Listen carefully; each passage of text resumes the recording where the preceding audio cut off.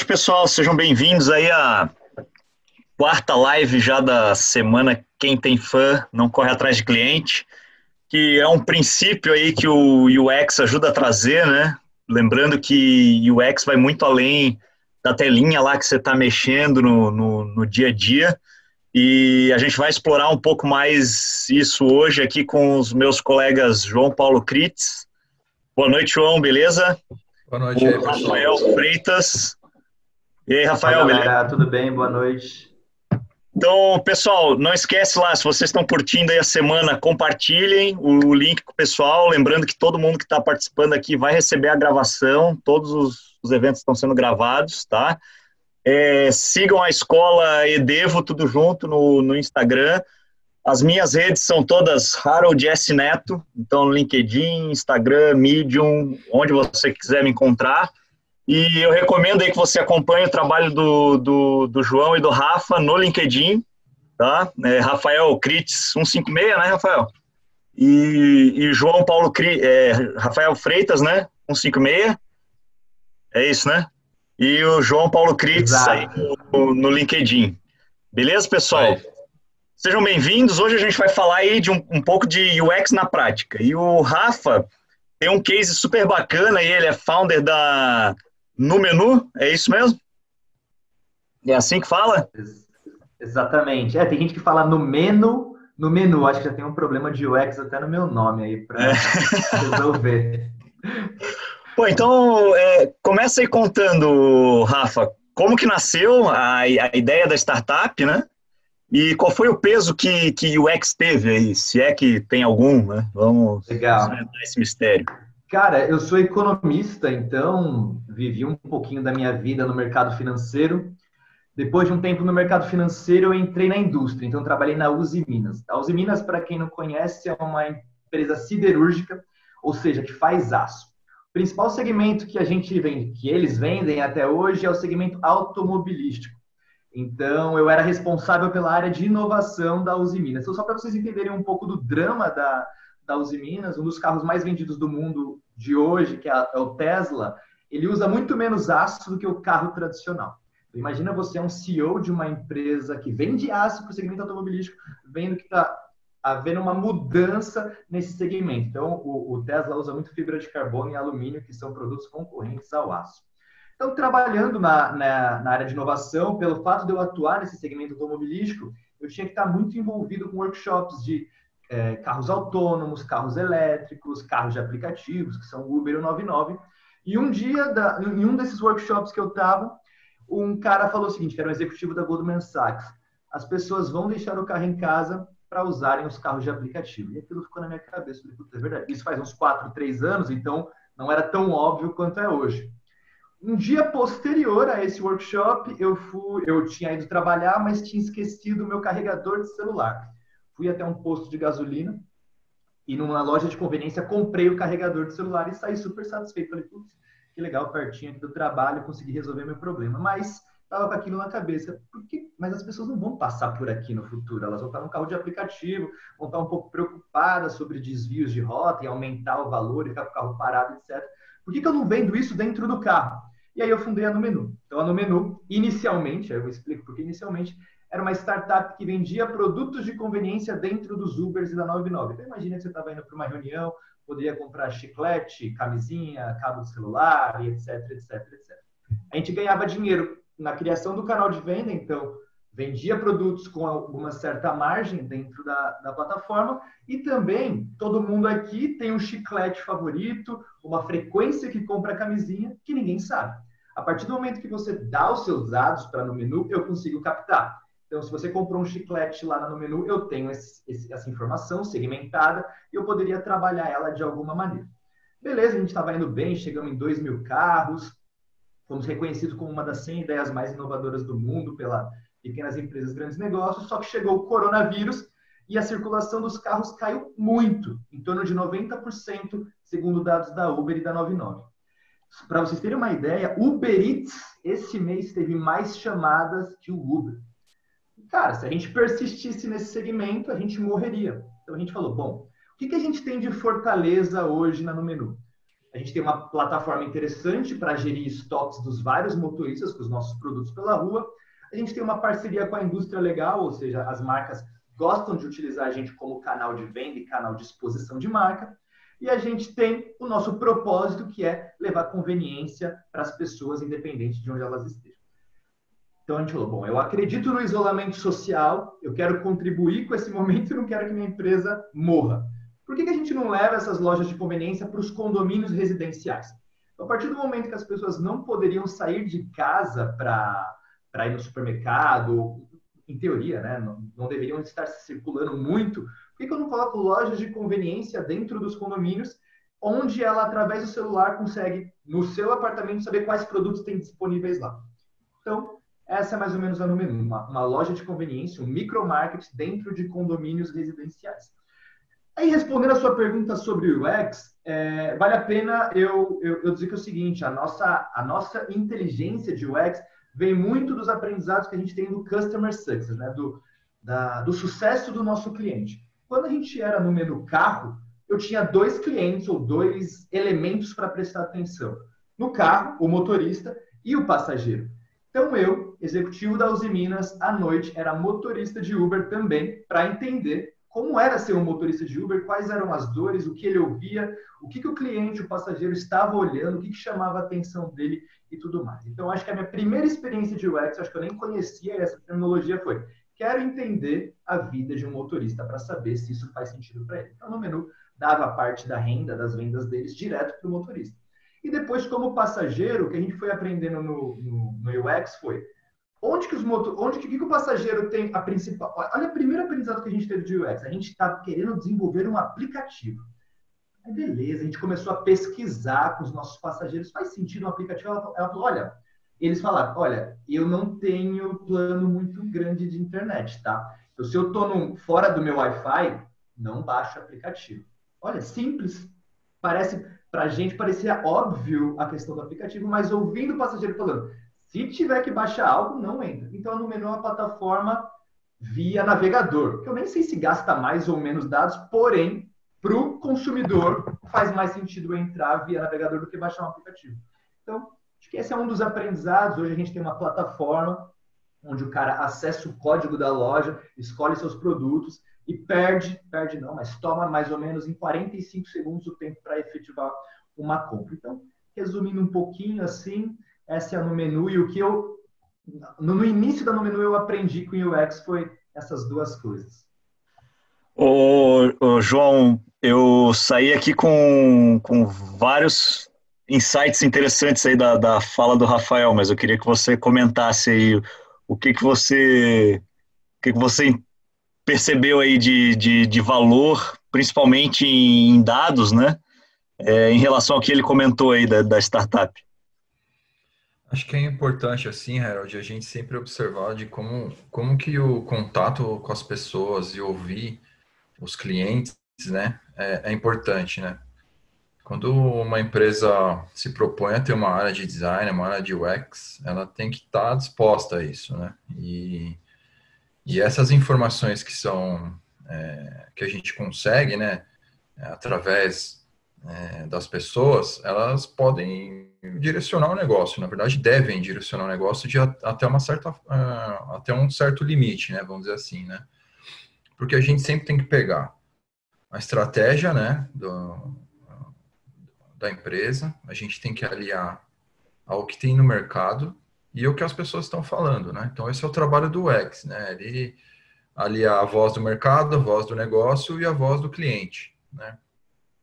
Uma coisa muito importante que eu achei uma sacada muito legal é que as informações que a gente capta das pessoas permitem que a gente possa pivotar o negócio, né? Então, assim, tipo, cara, o Rafael mudou completamente a direção, tava indo para o norte ali, o cara vira para o sul que, meu, no norte tem um abismo, né? Então, assim, esse cara, não existe valor maior do que isso para mim, assim, sabe? Para uma empresa, para você ter uma sensação e resposta, né? As informações, os dados, eles servem para isso, para que as pessoas tenham insights de negócio e que tenham uma sensação e resposta rápida para, cara, fazer uma curva e direcionar todos os esforços da empresa, seja ele abrir uma nova linha de produtos, ou seja ele realmente fazer uma pivotagem 360, como o Rafael falou, assim, né? Então, cara, nesse tipo de tomada de decisão é que a gente entende a importância, né? De como que a voz do cliente e a voz do mercado, elas têm que ser ouvidas, né? Sim.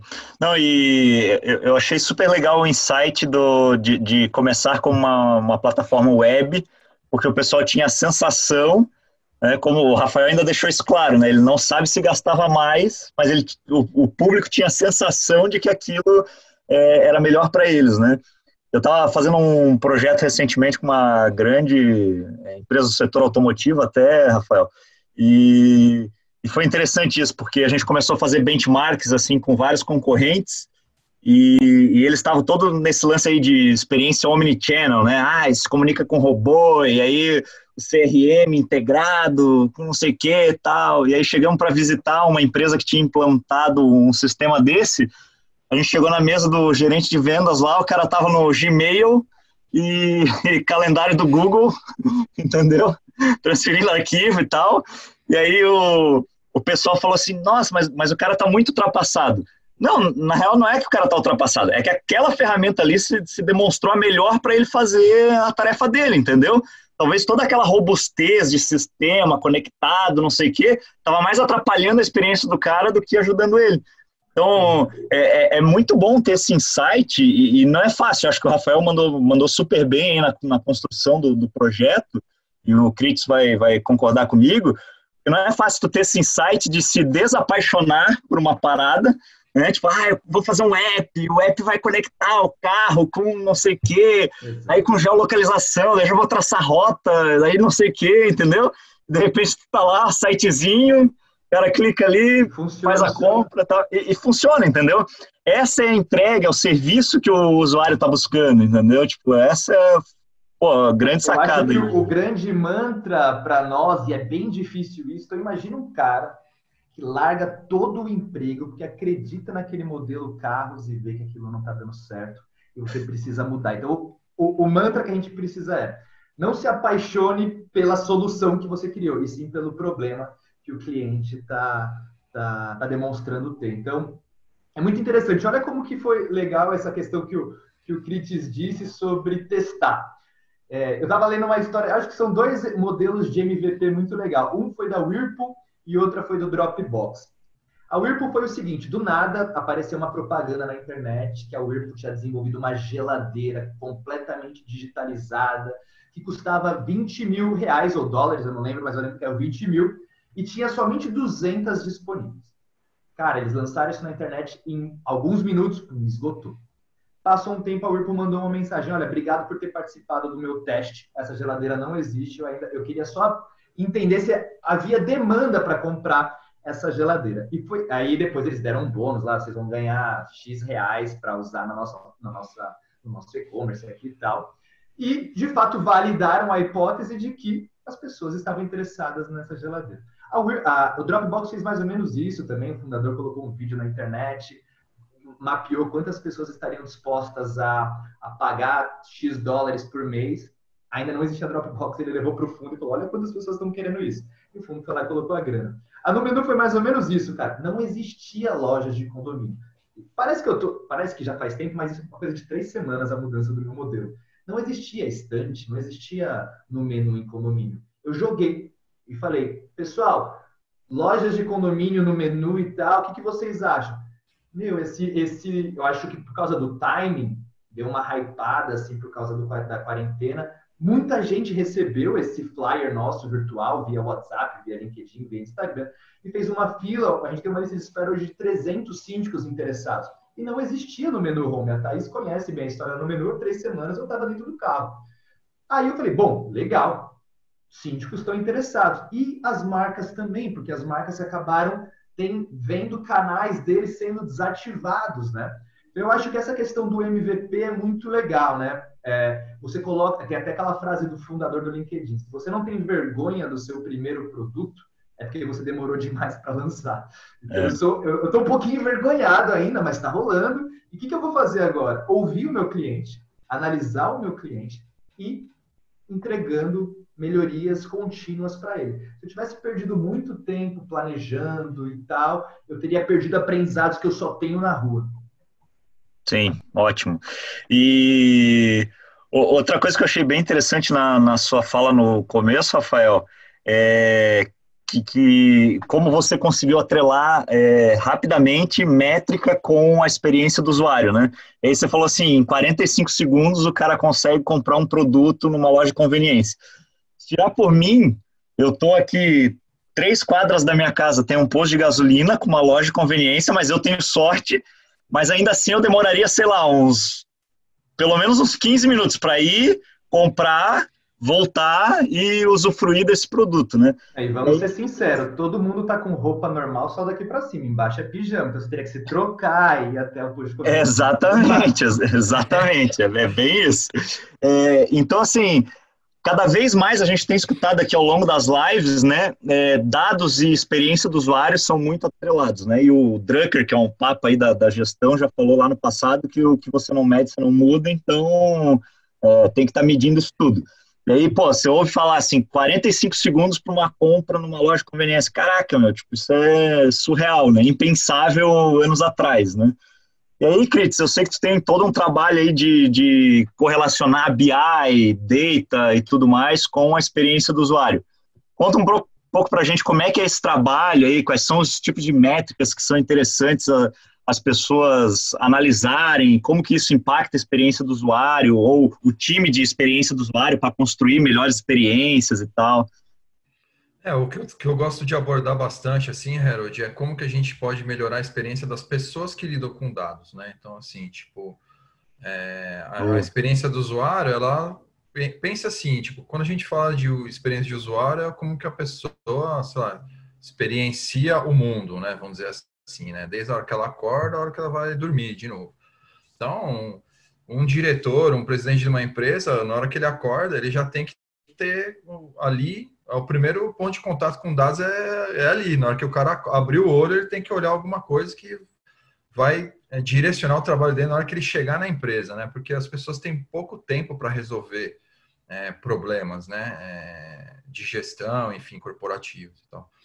Então, a informação, o design entra para ajudar a gente construir as informações, né? Até para nós mesmos, designers, sabermos qual que é o nosso valor dentro das empresas, né? Como que a gente está ajudando e contribuindo dentro daquele produto ou daquele serviço, né? Ou daquele hardware que a gente está projetando, enfim.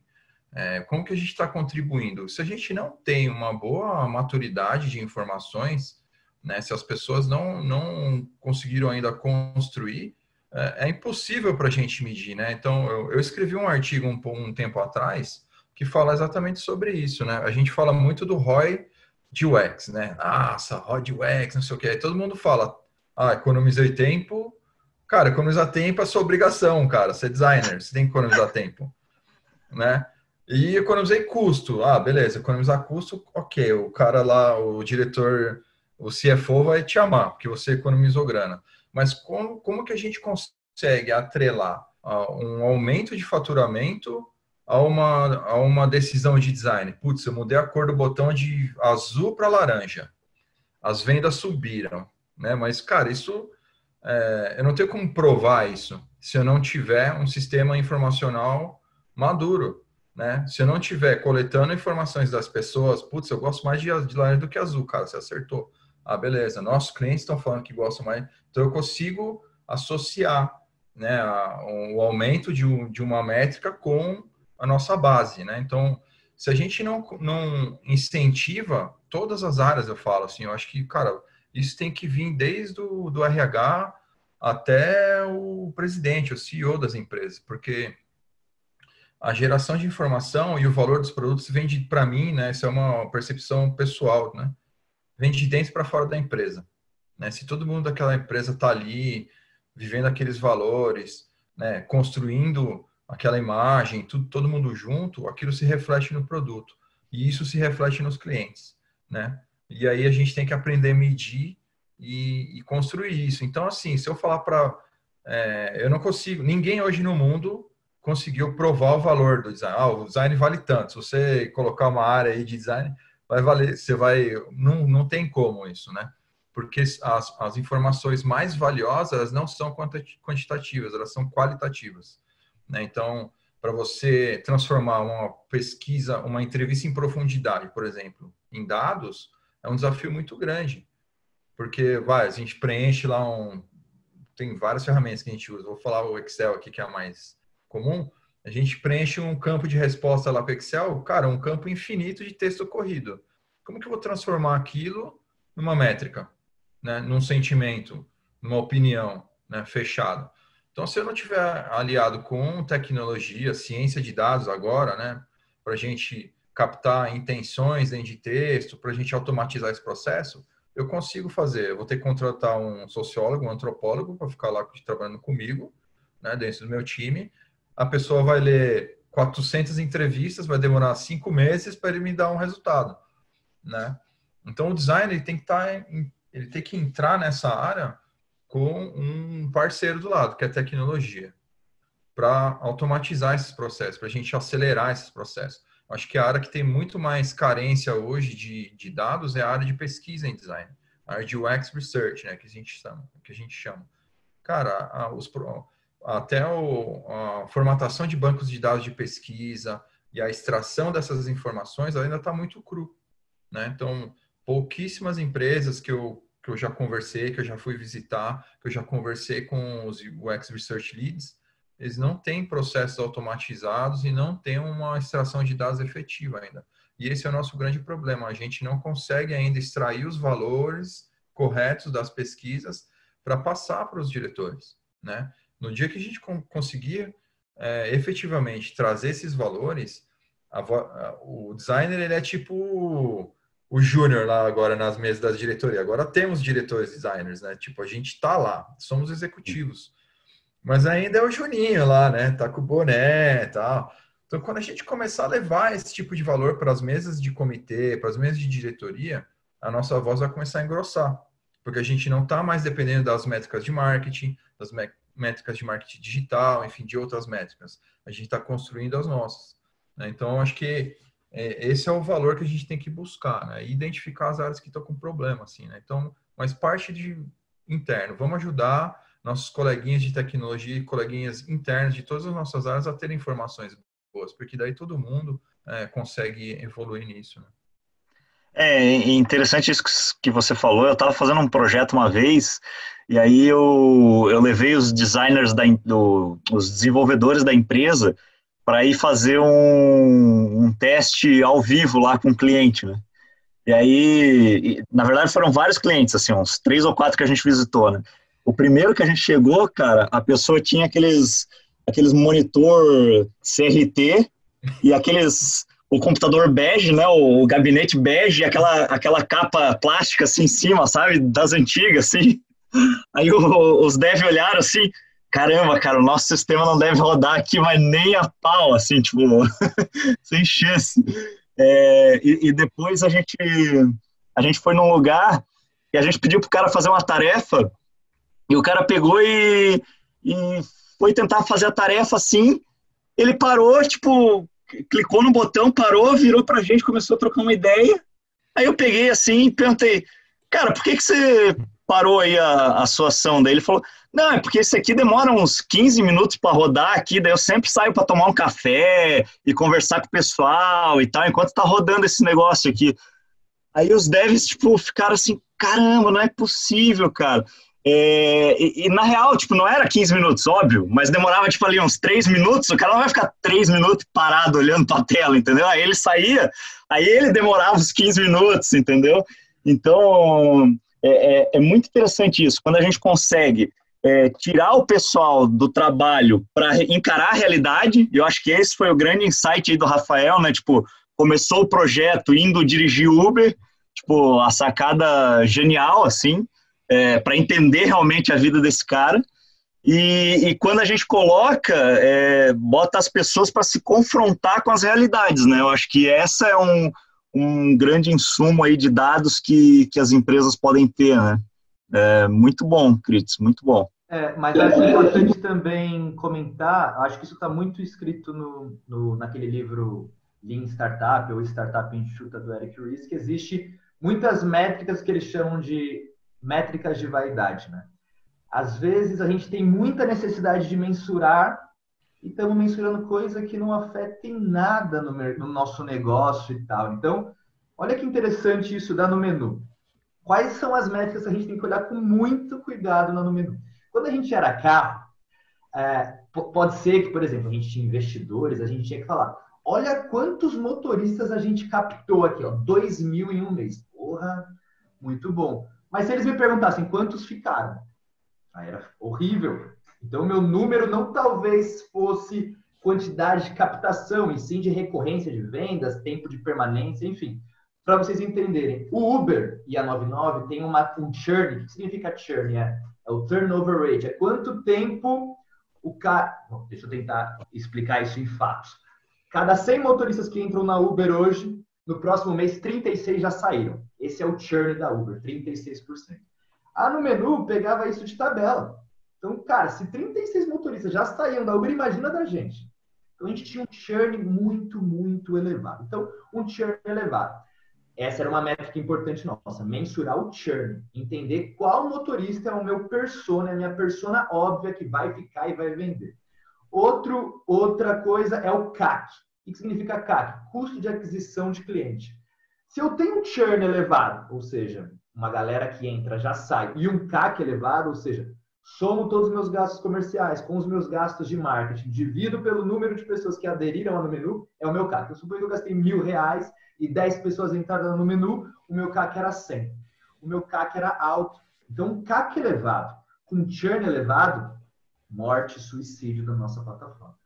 Esse aprendizado fez com que a gente fizesse o que agora no menu Home, né? Esse é o nome que a gente deu agora, nem sei se é esse o final, tá? No menu Casa, no menu Condomínio. Hoje, o churn vai ser muito menor, porque, só para vocês entenderem, o churn da Uber ele é alto porque o motorista não olha a Uber como uma profissão. Eles veem a Uber como algo temporário. Estou aqui porque eu estou sem emprego e tal, daqui a pouco eu vou arranjar outro emprego e vou entrar lá. O condomínio não tem isso, né? Então eu coloco lá, a não ser que tenha um terremoto, a minha loja suma, ou alguém pegue e leve para casa tudo. Então meu churn é muito baixo. Então a gente colocou em contrato o seguinte, se o nosso faturamento dentro do condomínio não for muito o que a gente espera, eu tenho a flexibilidade de retirar. Então, isso para o empreendedor, eu estou até dormindo melhor, porque hoje o meu fluxo de caixa está muito mais saudável. Antes eu colocava produto dentro do carro, não sabendo se isso ia voltar, se ia vender, se o motorista ia ficar. Agora não, eu coloco a lojinha dentro do condomínio. Passou um mês, a conversão foi baixa, as pessoas não tiveram tanta aderência, eu retiro. E ótimo. Então, por que eu disse isso? Eu acho que é muito importante os empreendedores e os executivos terem muito, muito claros quais as métricas que eles estão mensurando e se isso, de fato, é coerente com o modelo de negócio. Então, repetindo, o nosso valor de aquisição de clientes, obviamente, era importante a gente saber nosso poder de escala e captação. Só que não contava nada eu crescer muito se eu perdia 70% da base em pouco tempo. E aí é o que a galera chama de cohort. Estou falando, cohort que é a gente... O que é cohort na minha cabeça, assim, sem ser um cara muito técnico? Eu fazia grupos para testar. Então, grupo 1, vou dar uma aula para os motoristas. Como que eles reagem se eu der uma aula para eles sobre como vender produtos dentro do carro? Esse é meu cohort, minha safra. Boa, safra 1, minha safra 1. Safra 2, se eu mandar vídeos do YouTube para ele no WhatsApp, ensinando ele como relacionar com o cliente para vender. Safra 2. Analisar o cohort de cada um para saber qual que é a experiência do motorista com esses aprendizados. Então, é muito importante você ter testes de experiência do usuário que mensurem a mesma coisa e, de novo, com uma métrica que não seja de vaidade, uma métrica importante para o seu negócio. Top, cara. É interessante isso, Critz. Como é que a gente... Hoje eu até estava conversando com um empreendedor, né, um colega, ele estava falando justamente isso, né, que ele está ajudando várias empresas que estão numa situação crítica agora e que têm dados, mas não sabem trabalhar com eles, né? E aí ele comentou até de um livro antigo chamado Síndrome do Palheiro. É como você vai encontrar, né, a agulha naquele palheiro de dados, assim. Como é que o cara foge desse risco, Critz, de não ir para métricas de vaidade, como o Rafa falou? Como é que eu encontro as métricas boas, assim, para o meu negócio? Cara, esse é um processo bem... Eu vivi muito isso, né? Porque eu fiz muitos projetos de dashboards, assim, de presidentes e diretores de empresa, né? E aí eu chegava na sala do cara, ele falava assim, olha, eu quero um cockpit de avião aqui, que não sei o quê, um painel da Ferrari, uns negócios assim. Meu, aí você olhava lá, tinha 200 indicadores na tela e ele não tomava decisão de negócio nenhuma, na verdade, né? Então, era pura vaidade, ter uma tela cheia de reloginho e aquilo ali não trazia informação nenhuma, na verdade, né? Então, a primeira coisa que eu fazia, eu falava uma citação do Schneiderman, que é um autor da área, é assim, o propósito da visualização de dados é o insight, não é o visual. Aí eles ficavam olhando com o maior cara assim, porque, pô, eu chamei um designer aqui para fazer um negócio bonito para mim, eu falei assim, meu, acabou, você vai ter efetividade. O que você faz aqui? Qual é a sua... porque assim, o Dash hoje ele tem que ser projetado, vamos dizer assim, para a função da pessoa na empresa, não para a pessoa, né? Não é para o João, é para o, sei lá, diretor de operações. O que é que o diretor de operações faz aqui? Então, assim, tem que fazer esse trabalho, né? É um trabalho de information design, né? Que é a disciplina que a gente trabalha nesse tipo de projeto. Então, o que eu vou lá faço? Faço entrevistas e aí a própria pessoa vai caindo na real e vai eliminando. Putz, é mesmo, eu não uso isso aqui é de outra área. Ah, isso aqui quem pode usar é o meu gerente, não sou eu. Ou isso aqui é uma coisa muito operacional. Ou o cara lá do operacional estava querendo ver o EBITDA da empresa. Tipo, meu, não tem como. São métricas que não condizem. Então, assim, a primeira parte que tem que ser feita é isso, é trazer as pessoas para a realidade. Eu tive muita sorte que eu entrevistei muitos executivos de muitos setores, então eu considero que eu fiz, sei lá, vários MBAs aí em alguns anos, né? Então, quando eu chegava no mesmo setor, em outra empresa, eu já tinha um baita de um benchmark, assim, feito. Então, eu sabia direcionar um pouco mais, assim, as pessoas, meu, calma, isso aqui você não vai precisar agora, você não tem maturidade de dados, até maturidade de dados, porque essa é a grande dificuldade. A gente tem muita informação e transformar esse oceano de informações em uma informação relevante é um desafio muito grande. E ele tem que ser pensado, conduzido com um designer inserido no processo. Isso não era feito antes, né? Isso era tipo o desenvolvedor mesmo que fazia lá, os caras pediam lá para os engenheiros de dados, eles mesmos que faziam, mas não tinham essa aproximação do desenvolvimento com o negócio. Então, esse foi o nicho que eu peguei assim para trabalhar, né, de como ajudar o negócio a sair da vaidade, porque é exatamente isso, meu. Assim, eu chegava lá, me mostra seu dashboard. O dashboard do cara tinha 12 abas, tipo um negócio infinito, assim. Não tinha efetividade no dia dele. Meu, quanto custa a hora de um diretor? É a primeira coisa que eu pergunto à pessoa, quanto custa a sua hora? Aí o cara fala um valor alto. Fala assim, então, você vai gastar 2 horas por dia para ficar olhando tela? Né? Então, não tem nexo nenhum isso. Moedinha jogado fora. Uma das métricas que eu uso é essa, né? A gente falou lá, economizar tempo, mas eu economizar tempo de um diretor, cara, isso é um valor muito grande, meu. Porque as pessoas ficam discutindo dados, né? Eu participei de uma reunião uma vez numa grande empresa, estavam lá, sei lá, 20 diretores. E aí um falou um número lá, que aí o outro discordou, eles ficaram uma semana discutindo aquele número e perderam uma semana de trabalho.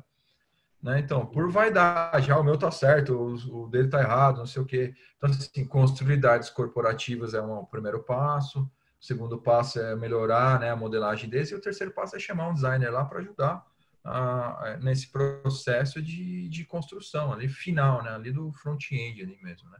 Então, assim, a vaidade, ela é presente em todo lugar, né? Porque o ser humano tem ego. Né? O ego, ele é, cara, presente, todo mundo tem. Uns mais inflados, outros menos. Mas tem pessoas que, além disso, têm um modelo de gestão engessado.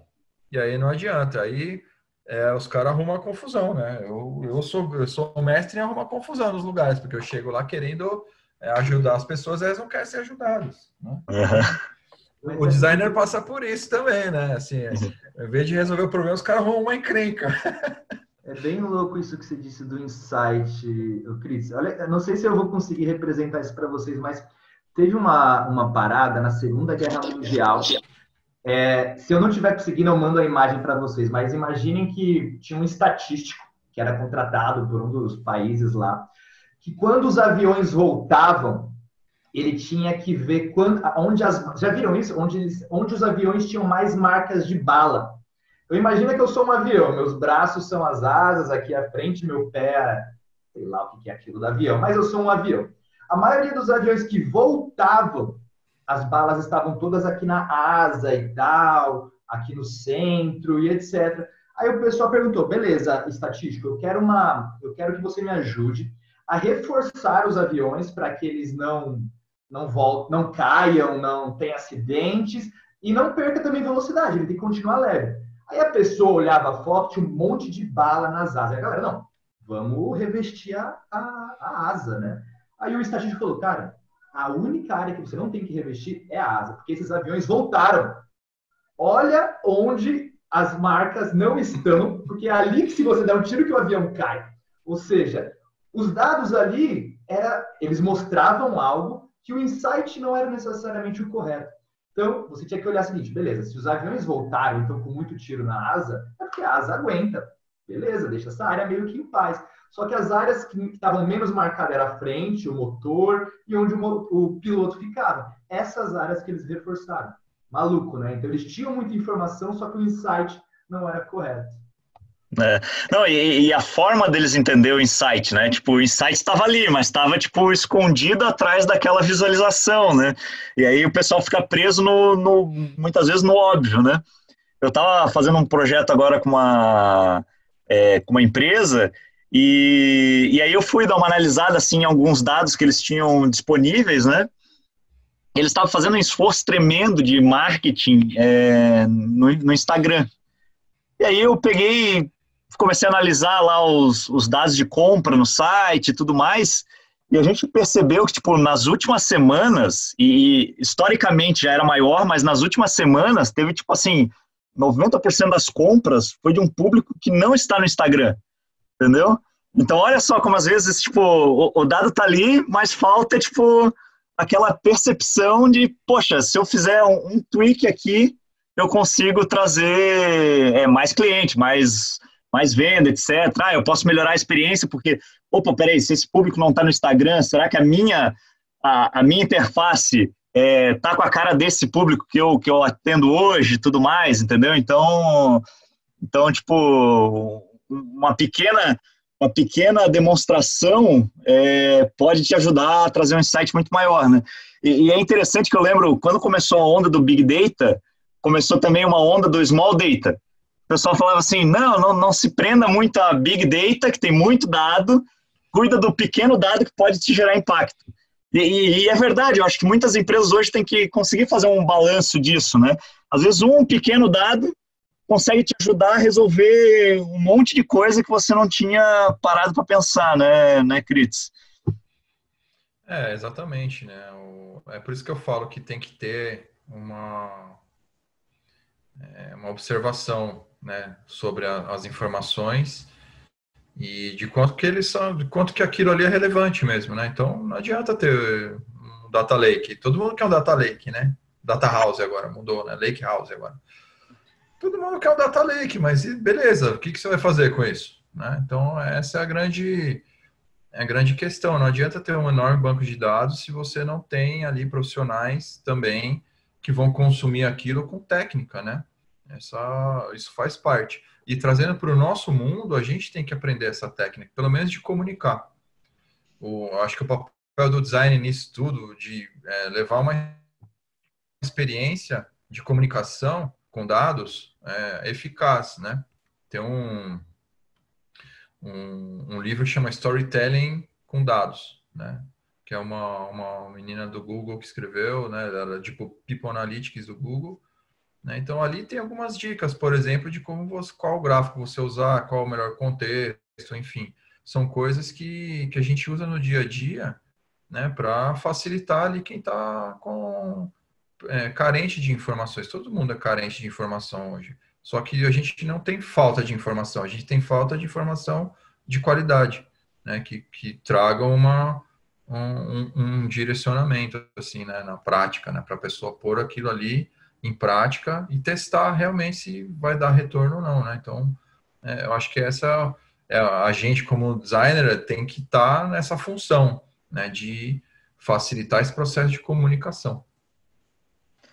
E é interessante, né? Porque quando a gente pensa assim, fala-se muito, o design thinking, tudo mais, mas desde o princípio o design era um exercício de observação, entendeu? Para quem não conhece a história do design, mas o nome, a palavra design nasceu de uma escola de arquitetura. E os arquitetos faziam o quê? Eles iam lá, estudavam o local, estudavam as pessoas, estudavam, entendeu? Era um monte de observação. Claro, na época não tinha dashboard em tempo real, com data lake e tal, mas o cara já usava a informação que ele tinha disponível para construir aquilo, né? Tem uma frase que eu gosto bastante do Philip Stark, que é um grande designer, né? Que ele fala num TED Talk dele, ele comenta que quando ele vai desenhar um produto, ele não olha só para a pessoa que vai usar, mas ele olha para a sociedade onde ela tá, onde aquela pessoa está inserida, ou foi a civilização que construiu aquela sociedade. Então, na verdade, o que ele está fazendo é um grande estudo de dados e de informações, às vezes de maneira qualitativa, mais empática, mais direta, tudo mais, às vezes de maneira mais empírica, mais metódica, mais baseada em números e tal, para aí chegar num resultado de uma nova experiência, entendeu? É que as pessoas, acho que a tradução da palavra design, ela foi, no português, muito mal feita. Porque todo mundo ali design é desenho, tipo, parte visual. E cara, acho que se a gente for medir, acho que a menor parcela do trabalho de um designer é a parte visual, né? Então, a parte de entendimento, de contexto, contextualização, tem muito trabalho muito feito antes. Isso acontecia comigo, porque os caras chegavam assim para mim, João, dá um tapa aqui nisso aqui, para salvar o mundo, né? Aí eu olhava assim, beleza, o primeiro eu fiz, o segundo eu fiz, o terceiro eu fui lá na sala do presidente e falei, o seguinte, precisamos mudar aqui, olha isso aqui. Aí eu mostrei um framework de design thinking mesmo. Vamos fazer isso aqui, entrevistar as pessoas. Vamos ouvir o que o cara precisa, porque daí a gente faz só uma vez, não precisa fazer 5, né? E aí depois das 5 vocês virem aqui para eu tentar salvar o mundo, assim, né? Então, tipo, eu acho que o entendimento do que é um profissional de design também passa por uma dificuldade no mercado, né? As empresas não sabem o que o designer faz. Elas têm a convicção de que a gente vai chegar lá e vai ficar tudo bonito, da noite pro dia, assim, plim, vai acontecer uma mágica lá, e a gente vai transformar as coisas, mas é um processo, né? E a parte visual pode ou não estar envolvida nisso. Que nem, tipo, sei lá, no caso do Rafael, por exemplo, o design de serviços, cara, não vai ter visual ali. A plataforma tem que ser simples, direta, rápida para a pessoa, mas aqui tem que estar lá, o produto tem que estar lá disponível. É no hall que fica, eu quero esse negócio aqui no meu prédio, mas está lá aqui, desce o elevador, pego e volto. Sabe? Rapidez, né? E olha, o design, isso, né? Cris, que maluco. Por exemplo, eu vim de uma empresa muito conservadora, né? E a área de projetos funciona naquele jeito, Watergate, fala isso, cascata, né? Que é Watergate é o Nixon, né? O cara fica um tempão planejando, 6 meses. 1 ano fazendo o projeto, depois de 1 ano e 6 meses ele joga para os clientes. Aí tem cliente que fala, cara, isso não resolve nenhum problema meu e tal. Então as empresas costumavam meio que não impor o seu produto, mas era diferente a mudança de produto. E por isso que eu gosto de como as startups trabalham. Então, hoje o mundo muda muito rápido. As pessoas mudam de gostos muito rápido e por interferências mínimas. Olha que maluco isso. Sabe quando a gente está no supermercado, passando nossos produtos no caixa, tem aqueles produtos que a gente chama de checkout, né? Então, ficam ali. A conversão daquilo era altíssima. Por quê? É aquela filosofia. Já gastei 500 pau ali, o que é 5 reais nesse Twix aqui? Vai lá e compra. Só que hoje, vamos pensar bem, o que a gente faz quando a gente está numa fila? Celular. Então, quando a gente está numa fila hoje, a gente fica no celular olhando o Instagram. A conversão do checkout dos supermercados caiu. Porque hoje o cara, como ele está ali na fila, puta, não passa o tempo, ele pega o celular e para de reparar naqueles produtos que estão ali no checkout. Então, as indústrias até mudaram um pouco da estratégia e começaram a colocar produtos mais ligados à criança. Então, a criança enche o saco do pai, o pai vai lá e compra o produto. Não mais para adultos, porque o adulto está no celular. Então, o porquê que é importante a gente ter essa questão de observação e ter como princípio se apaixonar pelo problema? Porque eu acredito que a gente vai mudar sempre, cada dia. Então, eu acho que vai existir um mundo muito diferente depois da pandemia que a gente está vivendo, cara. Tipo, total. Fico até com medo, cara. Será que a gente não vai dar a mão mais tranquilo? A gente não vai participar mais de lugares com muita gente? E isso, infelizmente, não é uma coisa que a gente tem que criticar, igual o Harold disse. O cara lá da empresa tinha um computador velho. Cara, essa é a realidade. Trabalha com ela. Então, a gente tem que aprender. A gente tem que entender que a gente está num mundo em constante mudança e tem que ter essa flexibilidade de não se apaixonar. A gente tem que ser apaixonado em desaprender para reaprender, porque, tipo, as coisas vão te dar tapa na cara de um jeito e você fala, putz, eu achei que isso ia dar... Isso, para mim, foi de lei, assim. Eu falava pelos motoristas, falava, não, com certeza isso vai dar certo. Jogava no mercado, ninguém usava, não dava nada certo. Por isso que eu gosto muito do MVP, porque como... Até explicando assim, né? Eu sou de Itajubá, Minas Gerais, uma cidade lá no interior de Minas. Eu estudei em Santa Rita do Sapucaí, cara, no Inatel. Irado. Meu irmão tá aqui, eu acho, nos vendo, ele morou em Santa Rita. Meu pai é natrelino também. Nossa. E a minha mãe é manicure e pedicure, então não entende muito de negócios. Então um dia minha mãe perguntou, cara, o que uma área de inovação faz? Que é onde eu trabalhava nos Minas. Eu falei, mãe, a área de inovação é a área responsável por testar as ideias da maneira mais rápida e barata possível. Ou seja, o erro é certo, tu vai errar. Mas se for para errar, que seja rápido e barato. E nem a questão do erro. Pode ser que hoje deu certo por 2 meses, as pessoas mudaram, deu uma pandemia, e as pessoas são outras. Então, a gente precisa ter uma cultura de aprendizado. Então, uma coisa que eu sempre repito é, a vantagem competitiva hoje das empresas, das startups, é a velocidade de aprendizado. Então, quanto mais as empresas estão aprendendo, mais elas serão eficientes. Por exemplo, hoje um monte de gente está em home office. As empresas que, por acaso, já tinham feito um teste lá no passado, estão se dando super bem, porque já sabiam mais ou menos o que fazer. As empresas falaram, não, home office não é legal, não é eficiente. Pode até ser que não para eles, só que agora não tem saída. Ou você aprende a trabalhar em casa ou não tem resultado. Então, se eles não tivessem aprendido isso antes, como eles não aprenderam isso antes, eles estão tendo muita dificuldade na execução agora. Então, eu acho que a vantagem competitiva do mercado, de fato, é a velocidade de aprendizado que a gente tem. Legal. Eu tava lembrando agora, tem um documentário muito bom disponível no YouTube chamado How Much Does Your Building Weigh, Mr. Foster? Que é Quanto Pesa o Seu Prédio, Sr. Foster? Fala sobre a carreira do arquiteto Norman Foster, né? E em um momento da carreira dele, ele conheceu o Buckminster Fuller, que é um outro grande arquiteto, desenhou lá o túmulo geodésico lá, e o cara perguntou isso para ele. Perguntou assim, mas quanto tá pesando o teu prédio? E, tipo, ele como arquiteto, ele nunca tinha parado para olhar esse dado, entendeu? Tipo, ele nunca tinha percebido isso. E, cara, isso mudou completamente o approach dele na arquitetura, em como desenhar prédio e tudo mais, porque isso tem um efeito muito relevante, né, de custo, de material, de fundação e tudo mais, né?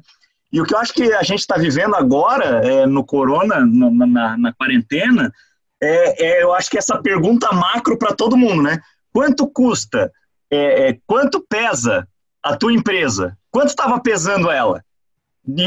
Pensando em infraestrutura, tipo, os teus profissionais tendo que ir até lá, estão usando um transporte público, um carro particular, indo para um prédio comercial, aí 1.000 pessoas dentro do prédio, daí um aluguel pesado e tudo mais. Então, quanto está pesando, né? Quanto pesa o teu aplicativo? Você fez um aplicativo leve ou pesado? Uma ferramenta leve ou pesada para o seu usuário?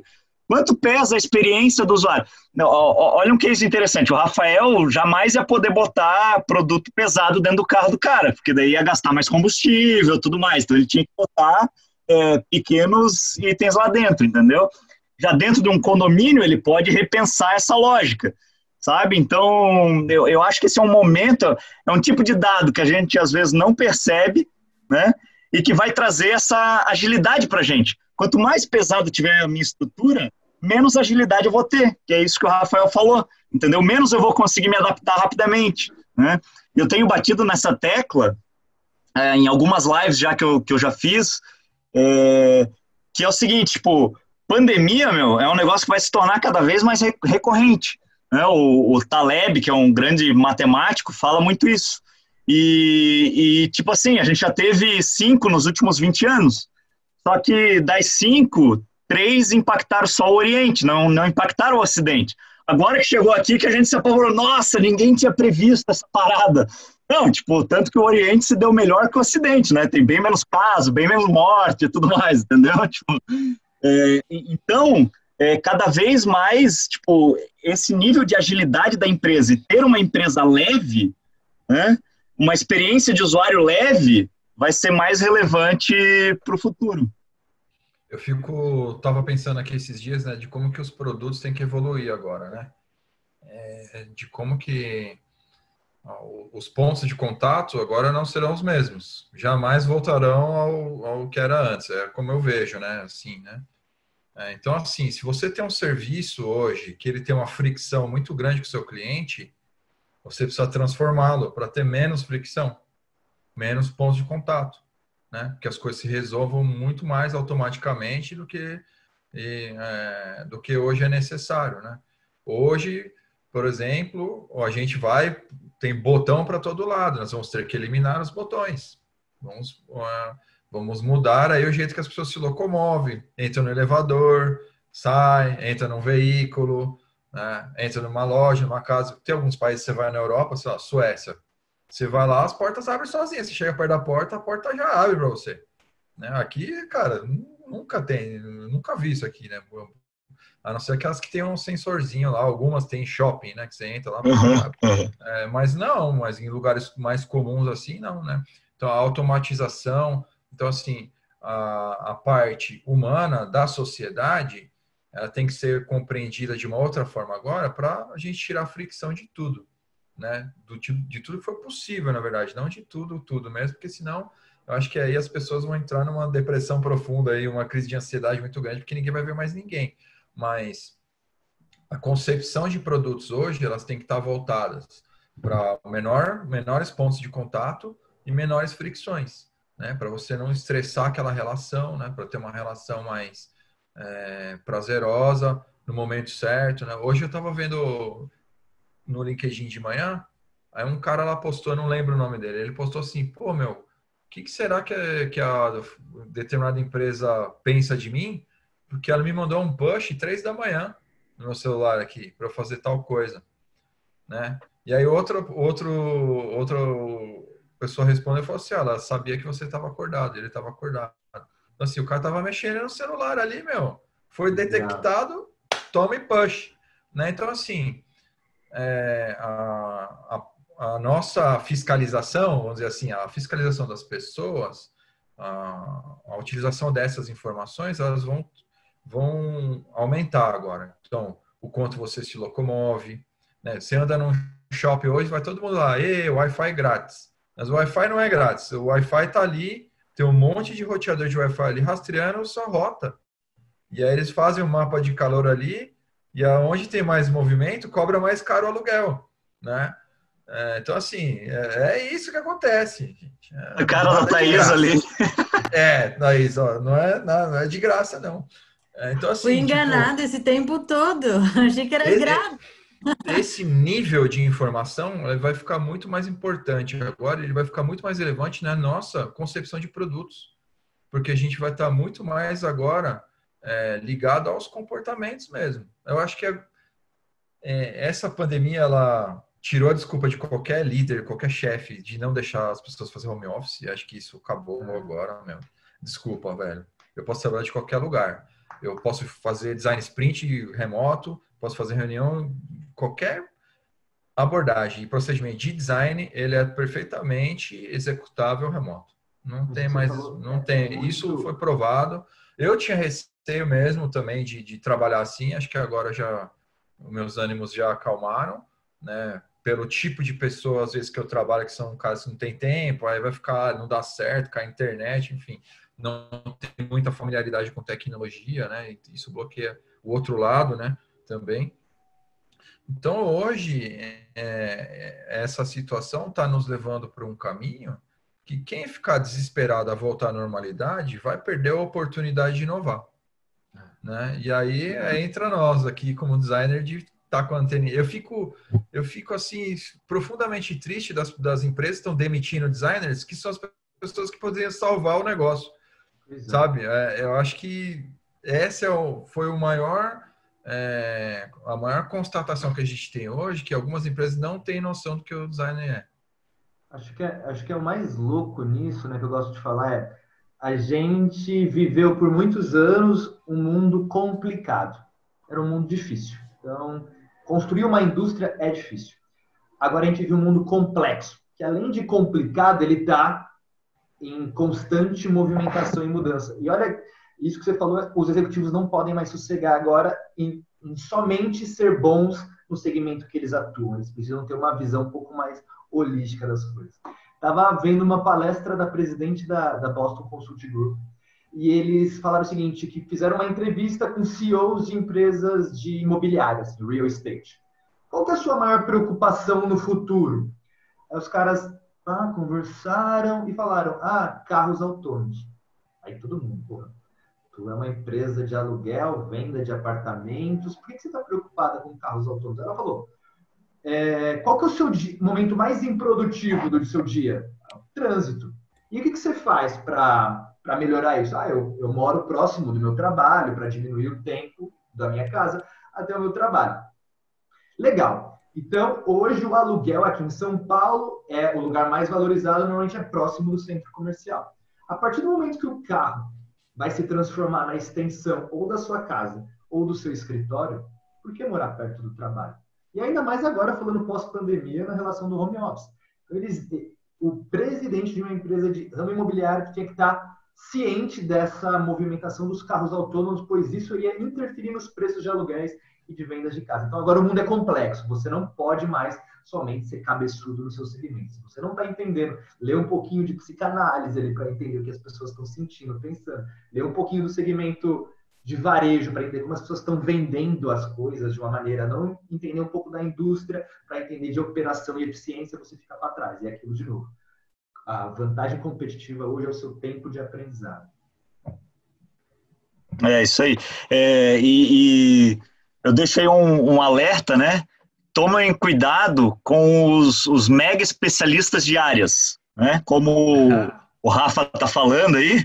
Esses tempos eu estava numa palestra de uma dessas grandes empresas de consultoria e tal, né? E aí o palestrante falando assim que eles estão há 20 anos referência aqui no setor e tal. E aí o cara falou assim que por que não foi uma... Ele deixou bem claro assim, que eles são a principal consultoria daquele ramo, né? E aí ele pegou e falou assim, por que não foi um de vocês que construiu tal aplicativo, sabe? Aí eu peguei, parei e pensei comigo mesmo, porque era você que estava dando a consultoria, que nunca percebeu e ajudou esse cara a perceber essa transformação de mercado. Porque o cara está tão preso ali no silo dele, entendeu? Que ele não consegue ter essa transdisciplinaridade aí que o Rafael falou, entendeu? Então, eu acho que esse é um ponto relevante aqui também para o pessoal que está ouvindo. Cada vez vai fazer mais sentido isso que o Rafael falou, a transdisciplinaridade, você conseguir conectar os pontos diferentes, e esses mega especialistas do passado, que eram super nichados em um segmento, a tendência é que eles comecem a morrer, entendeu? Ou vão fazer uma integração de áreas que talvez não faça tanto sentido quanto outras pessoas que só estão ali percebendo as dores das pessoas, só dores das pessoas, entendeu? E isso está trazendo resultado. João, você deu uma risadinha aí quando eu comentei isso aí. A gente sempre se depara com isso, né? Eu também, eu trabalhei muito tempo em consultoria, eu sou consultor, né, também, né? Então, isso é um desafio do dia a dia, né, cara? Teve uma pessoa que falou para mim, eu ouvi de outra pessoa falando assim, meu, você é uma das únicas pessoas que trabalha nesse nicho aí de design, não ensina para ninguém. Eu falei, meu, não é possível, eu não posso fazer isso, cara. Como é que eu vou montar um time? Né?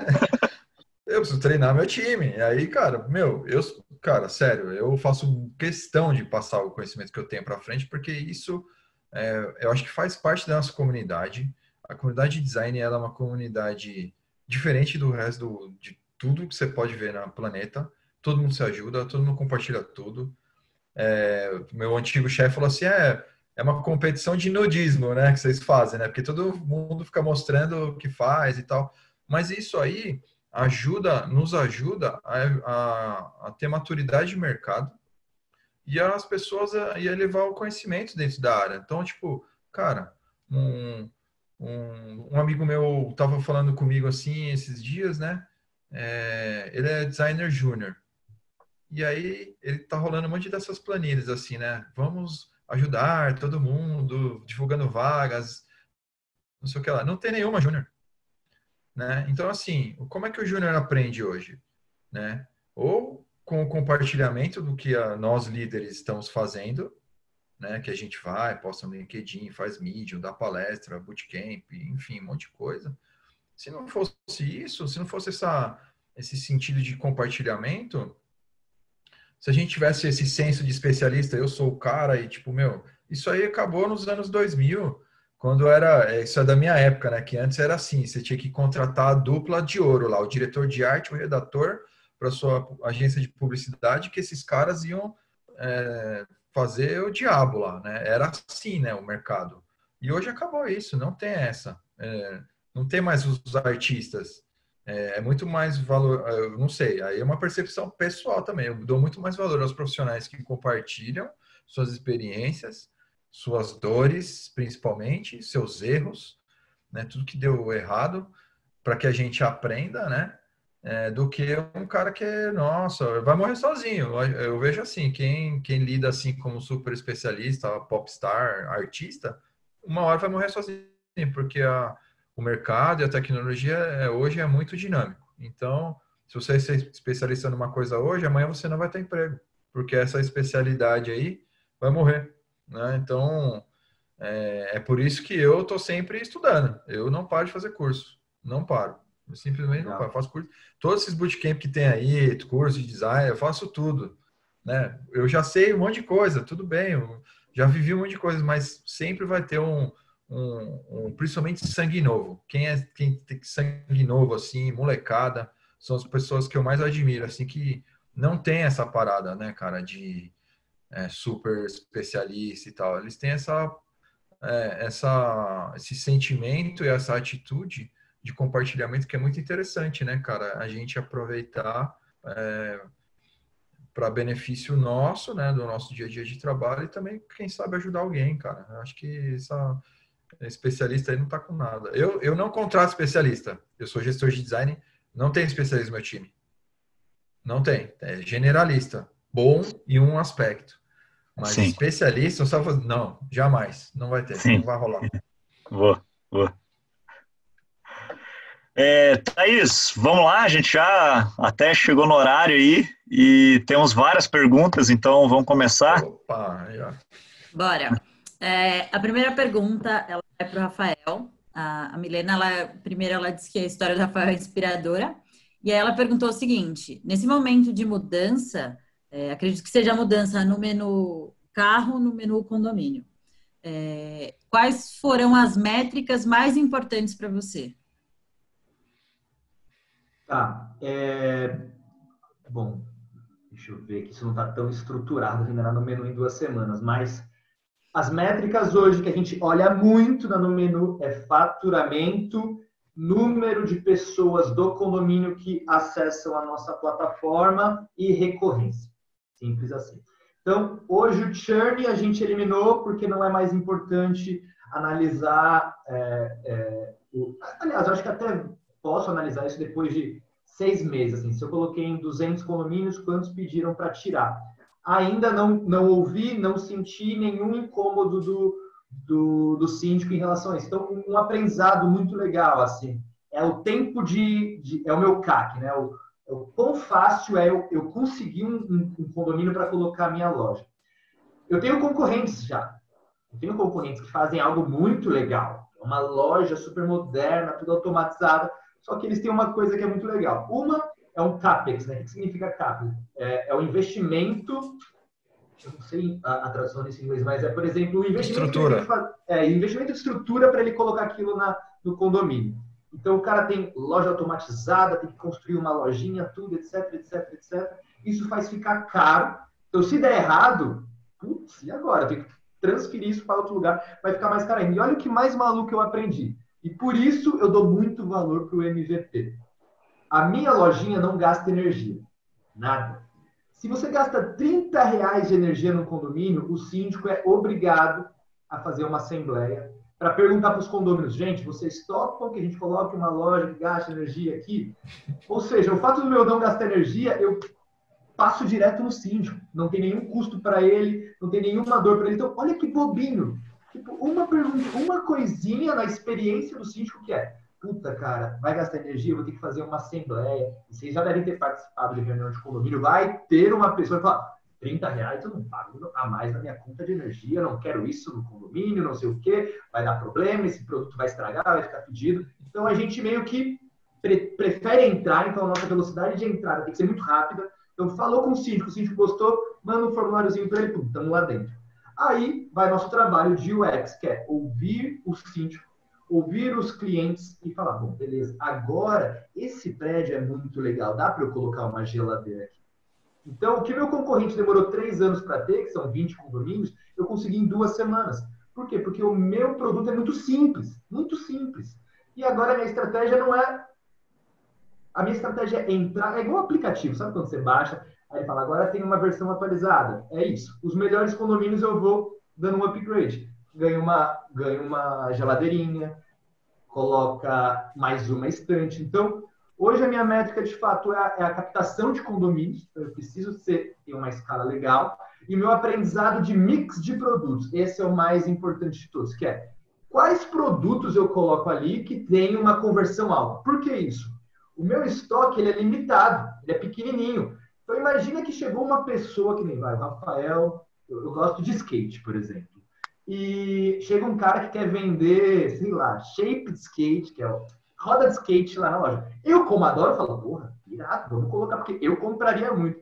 Só que para eu vender roda de skate, eu preciso tirar outros produtos e colocar esse produto ali. Ou seja, eu tenho um espaço escasso que eu preciso trabalhar com ele. Então, hoje, entender o mix de produtos, os produtos que têm alta conversão é muito importante para mim, porque o meu espaço é muito crítico, não é igual ao mercado que eu posso colocar vários produtos.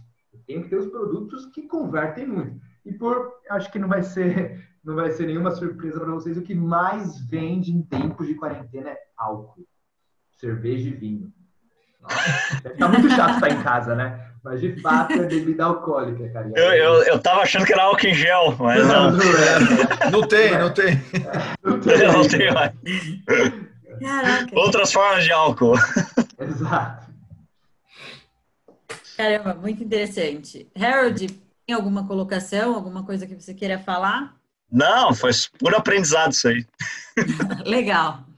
Eu acho que as próximas perguntas são um pouco mais técnicas, então vamos lá. O Thiago está questionando como que é a estrutura de pensamento de vocês para chegar nos problemas do negócio e nas features que vocês podem ser mais poderosas. Legal. Eu acho que isso vai de muita... Tem que ter um tato, assim, vamos dizer, né? Para a gente falar com as lideranças das empresas, né? Da onde a gente está, da empresa que a gente está, né? Primeiro, ter um conhecimento de como que o negócio funciona. Eu acho que esse é o primeiro passo, assim, né? De tudo. Você sabendo como o negócio funciona end-to-end, né, de ponta a ponta, você tem condição de encontrar oportunidades, né? Uma coisa que é muito falada, assim, em gerenciamento de produto, é que a gente sempre não se apegue a feature. Precisam criar uma feature, precisam criar uma feature, aquela feature precisa dar... Não é isso que a gente tem que buscar. A gente tem que buscar a melhoria do que está fazendo sentido para as pessoas. Às vezes uma feature que a gente pensa aqui de forma mirabolante, que os diretores pensam, geralmente a liderança da empresa ela já tem uma visão do que ela quer, né? E aí o designer ele chega, é muito louco isso, né? Às vezes os caras acham assim que o designer vai acatar tudo que vem, né, do negócio. Mas na maioria das vezes não. Pelo menos quando chego eu lá é encrenca. Eu vou ficar refutando um monte de coisa. Porque o nosso trabalho é refutar. Porque se a gente não refuta as ideias que vêm de cima, a gente pode investir tempo e dinheiro numa coisa que não tem valor nenhum para as pessoas lá no fim, né? Sejam elas o consumidor final, sejam elas outras empresas, outros negócios, enfim. Então, assim, ter conhecimento de como tudo funciona e ter um conhecimento, como o Rafael falou, holístico, né? Que é uma palavra bonita, é igual o UX, tá tudo falando agora. Né? Eu fiquei com medo de usar errado, faz sentido, né? Cara... Combinou no momento. Aí você pega lá dados de pessoas, informações das pessoas, informações do mercado, condições econômicas, enfim. Aí sim você... Porque assim, a gente também não pode suprimir as ideias executivas de estratégia da empresa. Na verdade, elas têm que ser atendidas, mas têm que ser atendidas de forma coerente, né? Então, é para isso que tem que trazer o outro lado para dentro da tomada de decisão, para que seja uma decisão equilibrada, né? Tendo uma decisão equilibrada, com certeza, o que você planejou lá, a feature ou uma melhoria, ou até mesmo um novo produto, ele vai ter aderência, né? Ele vai ter valor no mercado. Então, acho que esse equilíbrio é uma coisa que demanda maturidade de quem está lá no time de design e produto, falar com as pessoas de negócio também, saber absorver isso e também não ficar só executando, né? Porque essa é a grande briga que os designers têm com os POs, por exemplo, com os Product Managers, né? Porque eles vêm com, faz isso aqui e pronto, a gente, não, peraí, vamos lá, calma aí, tem isso aqui. Então, a gente tem que advogar pelo lado que não está sendo ouvido, né? Que na maioria dos casos são os clientes. Cara, se a gente pegar pesquisas, a maioria das empresas ainda não ouve os clientes, né? Então, eu acho que e os clientes internos, hein? Começa internamente. As áreas não se ouvem, as áreas competem, as áreas brigam. Começa por aí, né? Uhum. E se isso acontece, o coitado do cliente lá na ponta, né? Vai ficar lá esquecido, sendo disputado quem é o queridinho lá dele. Né? Então, assim, eu acho que é um equilíbrio dessa parte holística aí de mercado, cliente e negócio. São as três vozes que a gente fala muito no UX, né? Voz do cliente, voz do mercado e voz do negócio. Tem que ter os três no papel e aí sim tomar uma decisão. Eu ia comentar, cara, que uma coisa que me incomoda muito, Cris, é quando você chega aí principalmente numa grande empresa antiga que está querendo ir para um modelo ágil, né? E aí tudo é feature, né? Tudo é product owner, entendeu? Tipo, e aí os caras querem fazer, isso me revolta, a jornada do cliente segundo a empresa, não segundo a necessidade do cliente, entendeu? Tipo, esse é o fim da picada, entendeu? Aí tudo é feature, cadê a feature? E a feature? E a feature tá demorando, e não sei o quê. E, cara, abstrai disso, entendeu? Até porque eu acho tão bonito, assim, você lê lá o Manifesto Ágil, por exemplo, ele traz insights, assim, riquíssimos. E ele enfatiza várias vezes sobre o desenvolvimento de software, que às vezes numa indústria não vai se adaptar a qualquer área. Muito pelo contrário, como é que você vai fazer vai fazer um MVP de um carro, 2 rodas sem volante, não, entendeu? Tipo, então assim, o pessoal fica muito preso a esse lance, entendeu? Não, tem que usar Scrum, as cerimoniazinhas, entendeu? Tem que ter os papéis, o pessoal tem que estar certificado. abstrai disso, entendeu? E aí eu vou deixar uma recomendação, a forma que eu gosto muito de pensar, assim, os problemas, eu gosto muito de trabalhar com um conceito chamado reframing, que eu conheci através desse livro aqui, que é o Inovação como Rotina. Né? Eu já trabalhei junto com o Thomas, que é um dos autores do livro, e ele está lançando um livro agora, em 2020, só para falar disso. Tem um artigo na Harvard Business Review sobre o conceito do reframing, e é muito bom aí. Quem entrar para o nosso curso aí, que vai ter um anúncio no final da live, vai receber um e-book especial que eu construí, vai ter aulas falando sobre isso, então fiquem de olho, mas procurem aí o conteúdo. O reframing é um conceito muito impactante para você repensar aquilo que o usuário está efetivamente te demandando, assim, sabe?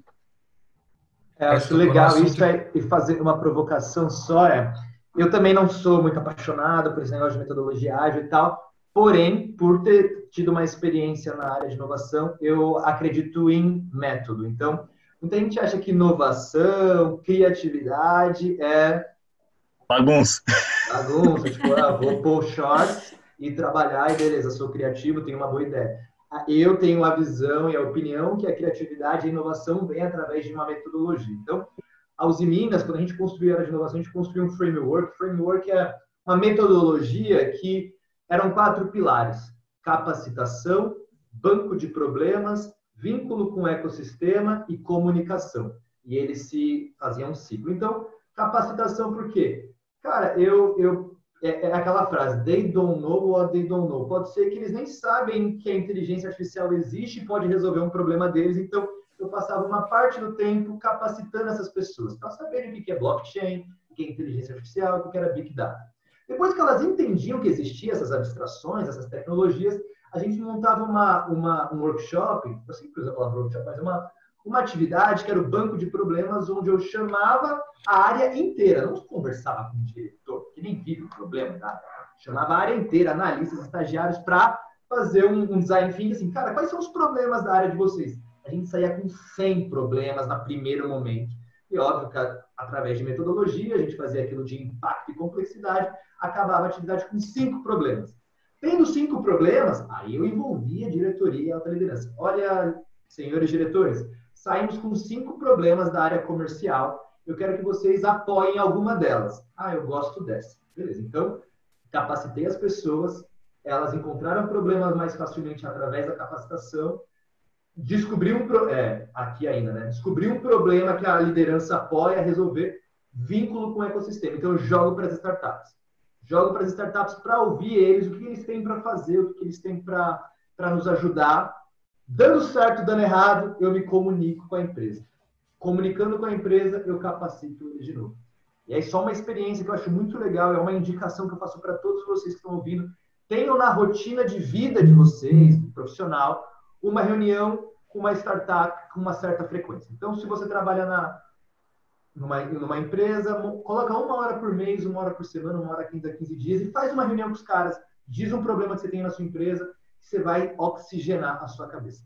Olha o que aconteceu na Usiminas. Vinha um cara que é muito bom de Minas, que tinha uma empresa de blockchain.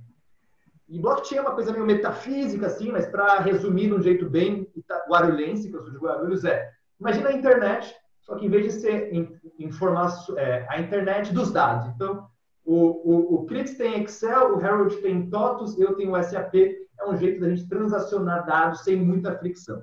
Sim, cara, é muito mais que isso, tá? Mas entendam mais ou menos desse jeito. E aí, o cara fazia reunião comigo, eu não entendia, mas eu gostava do cara, aí chamava diretor. Diretor industrial, ouve esse cara, puta, gosto desse cara, mas não sei resolver. Diretor comercial, puta, gosto desse cara, mas não sei resolver. O que eu fiz? Eu falava para a startup o seguinte, cara, você vai ter que vir fazer uma reunião comigo aqui, né? Cara, eu preciso capacitar os meus executivos da minha empresa. Em vez de você fazer essa PPTzinho normal, minha empresa é tal, a gente atua em tal, desde tal, me ensina o que você faz. Me ensina o que é blockchain. Me faz um workshop de 1 hora sobre o que é o blockchain. E coloquei vários executivos para ouvir esse cara. Analistas júniores, coordenadores, estagiários. O cara saiu com 6 problemas para resolver. Hoje, o maior projeto de blockchain da indústria nacional é da Usiminas. Ou seja, no momento que eu tirei, o papel do inovador, que eu não acredito, eu acho que a área de inovação tem que fomentar a cultura de inovação. Então, a partir do momento que eu tirei a responsabilidade de uma pessoa, mas para várias pessoas compartilharem, entenderem uma solução e compartilharem seus problemas, a gente saiu do lugar. Então, acho que isso é o que eu estou querendo dizer. Ela perguntou sobre como eu culturalmente faço isso. É você, de fato, ter uma cultura do aprendizado, a pessoa que conhece, e a cultura do erro também. Eu acho que a empresa que não te deixa aberta a errar, provavelmente ela não vai inovar e não vai ter muitas chances de construir algo, coisas muito inovadoras. Bacana. Harold, tem mais alguma coisa? Posso ir para a próxima pergunta? Próximo, vamos lá.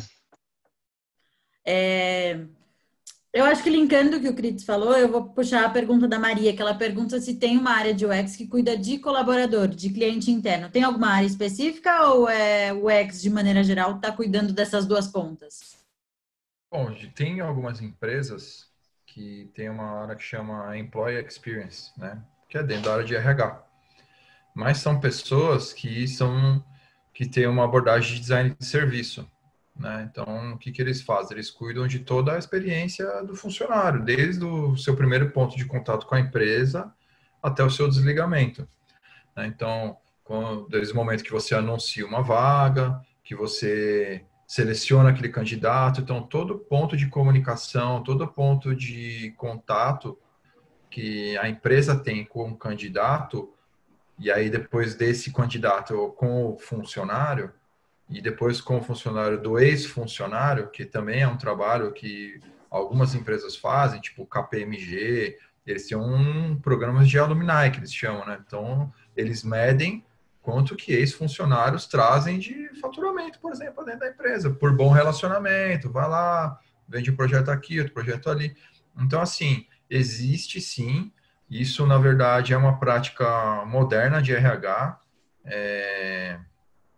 que eu particularmente gosto muito de ver isso.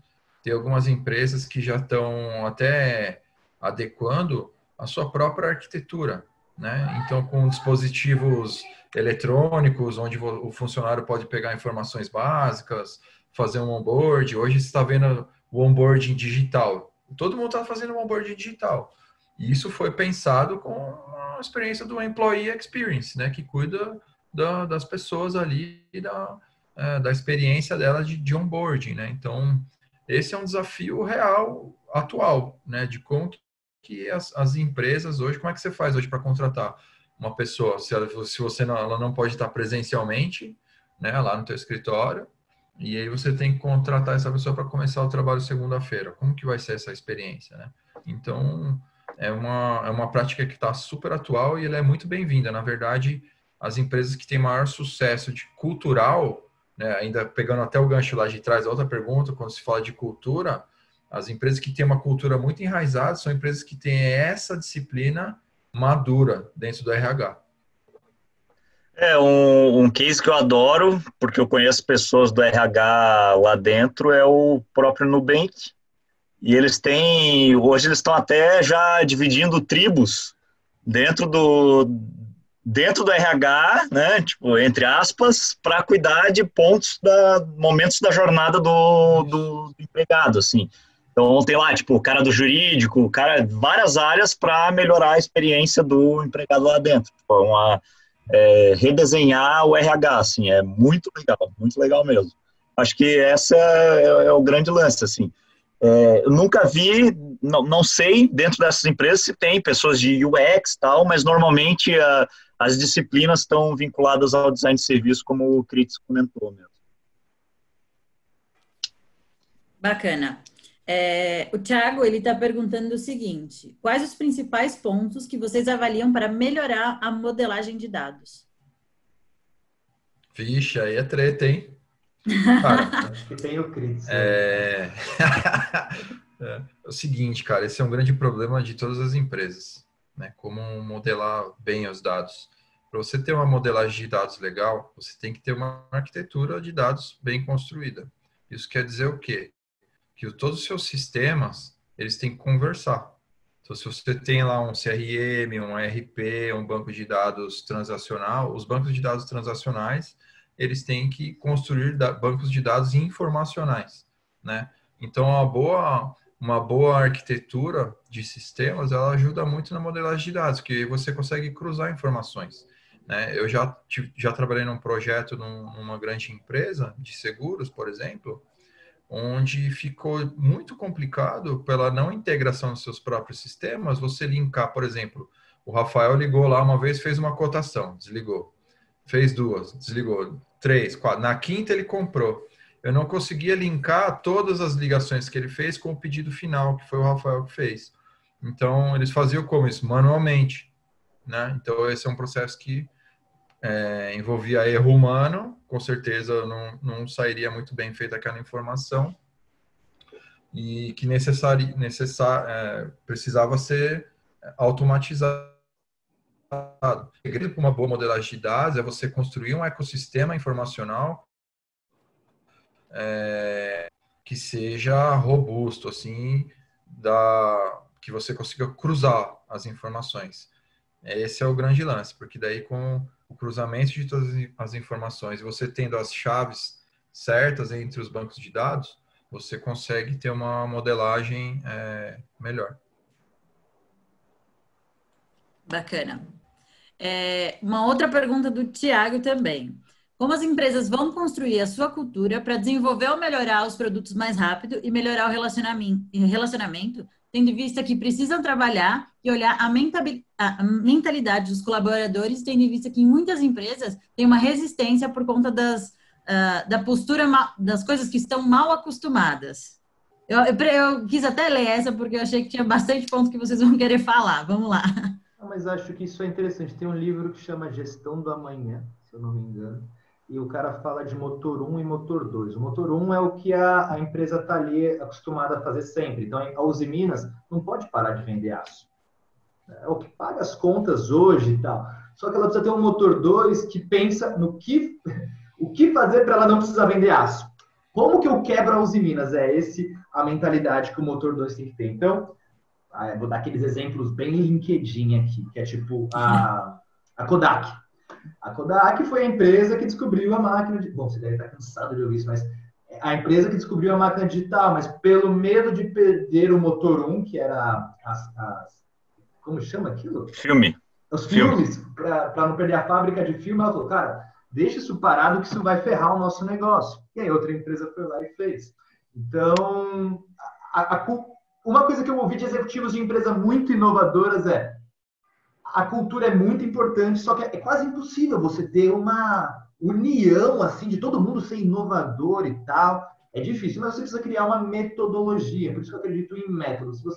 Cultura, para mim, é muito legal, é muito importante, uma das coisas mais importantes da empresa, mas é construída através de um processo. Então, eu odeio quando as pessoas falam, cara, vocês precisam ser mais inovadores. Meu, isso é uma pressão horrível. Ninguém consegue... Beleza, eu preciso inovar. Não. O que a empresa te proporciona de processo, de ferramentas para que você, de fato, inove, tá? Então, eu acho que esse é um caminho. Se eu não me engano, eu li um artigo do Harvard Business Review, parece que aquele Google X, que é o braço de inovação da Google, eles têm uma métrica que é erro. Eles mensuram quantos erros vocês tiveram, porque aquilo traz aprendizado. Olha que louco. Então, essa questão de cultura, para mim, é igual a palavra criatividade, né? É uma palavra que pressiona muito, criar. Criatividade é uma combinação de coisas, né? É o Murilo que fala isso, né? Em vez de falar criatividade, combinatividade. Você tem um repertório absurdo de coisas, como você combina isso para, de fato, fazer alguma coisa. Mas para isso acontecer, você precisa tentar criar um processo. Então, quando se fala em cultura, para mim, a empresa, a liderança, ou de baixo para cima, não sei, é um pouco mais difícil, é criar uma cultura através de processos. Por exemplo, quando eu estava na Uzi Minas e no menu, eu tenho um certo ar, por ser também da aula, né? Eu gosto de mandar vídeos do Harvard Business Review, do TED Talks, e perguntar, cara, esse vídeo tem alguma coisa a ver com o que a gente faz? Então, se você cria uma cultura do aprendizado, a reunião, em vez de ser aquela reunião que você abre o dashboard e fica atacando informação para todo mundo que não está cansado, é chato. Cara, olha esse vídeo aqui de UX do cara lá da Oxford. Beleza, não tem muito a ver com o nosso negócio, mas o que vocês tiram isso de insight? Então, essa cultura do aprendizado, faz com que a gente tenha certa liberdade de errar e de inovar. Não sei se eu respondo, mas porque eu trabalho numa empresa com pouquinhas pessoas, né? Não é tão necessário a gente ter algo tão robusto em relação a métodos para estabelecer uma cultura. A empresa grande já precisa mais. Eu ia comentar que, tipo assim, muito do que as empresas estavam mal acostumadas no passado, agora com essa crise perdeu sentido, entendeu? Então, todo mundo percebeu que precisa se coçar. Mas eu acho que a grande sacada é a liderança perceber, entendeu? E perceber a importância que ela tem. Porque você vê grandes casos aí de transformação, por exemplo, a XP Investimentos. Cara, o Guilherme Benchimol, lá o CEO, ele começou aí de camiseta para o trabalho, entendeu? De tênis e tal, para tirar aquele estigma do financeiro, né? De terno, gravata, não sei o quê, e a partir disso começar a modelar a cultura.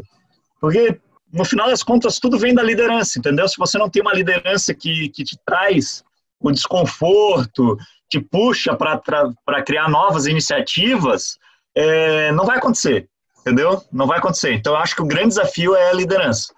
E, nesse momento, eu acho que o grande papel da liderança é se educar e promover a educação internamente.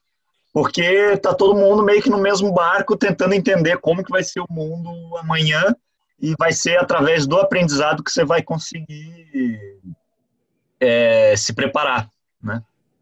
Tem uma manha assim que eu sempre faço quando entro numa empresa, é entender como que é a estratégia corporativa, né?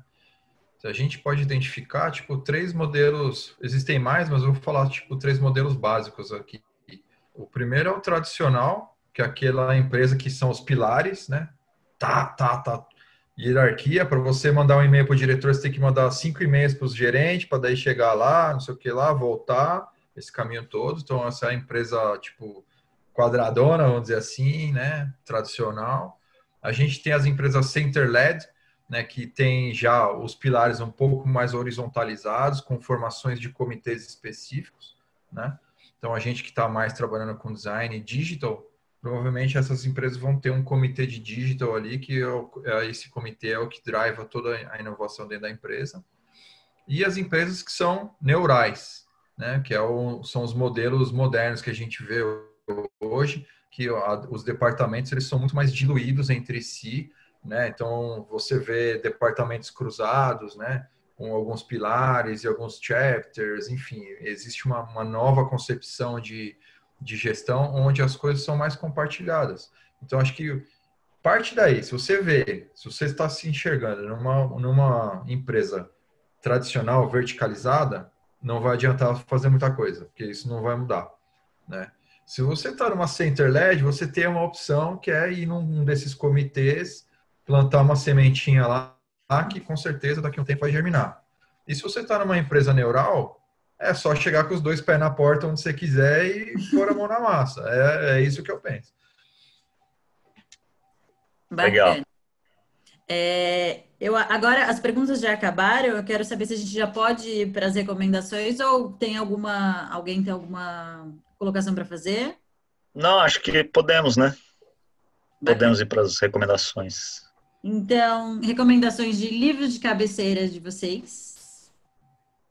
Livro? É. Bom, eu tô... Da área ou, tipo, específico em dados, UX, alguma coisa assim ou não? Genérico? Não, genérico, de UX de maneira geral. Tá. Deixa eu ver aqui, peraí. Tem uns aqui, não. Eu sempre tenho... Minha mesa é sempre forrada de livros. Eu estou sempre perto de livros. Nesse momento, eu vou mostrar 3 aqui, ó. Nesse momento de isolamento, eu tô retomando a leitura desse aqui, ó, Managing Yourself. Tá? Já que a gente está sozinho aí, né, na quarentena, é um da HBR. Eu tenho outro aqui que chama Overcrowded. É muito legal esse livro aqui. Ele é escrito pelo pessoal da Politécnica de Milão. Então, eles falam uma abordagem de como que o design pode drivar, né? Ele fala Design Driven Innovation, né? A técnica que eles usam, né? Então é muito legal, porque aqui fala assim, né? Desenvolvendo produtos com significado em um mundo repleto de ideias, né? Então, todo mundo tem ideia, é igual dados, né? Tem um monte, mas e como é que a gente vai fazer algo com significado?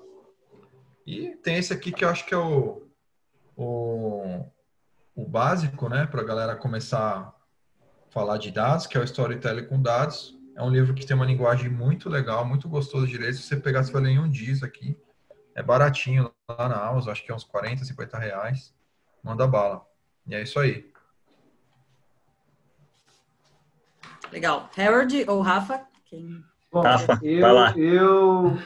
eu sou um cara meio fajuto, eu adoro ler coisas que não tem nada a ver com negócios, cara. Tipo, agora eu tô numa fase da psicanálise, ele tá ali em cima, só que eu não lembro do título, é o livro do Contardo Caligares, que é um psicanalista italiano, e ele dá dicas de como jovens, acho que é Cartas Abertas ao Jovem Terapeuta, é uma parada assim.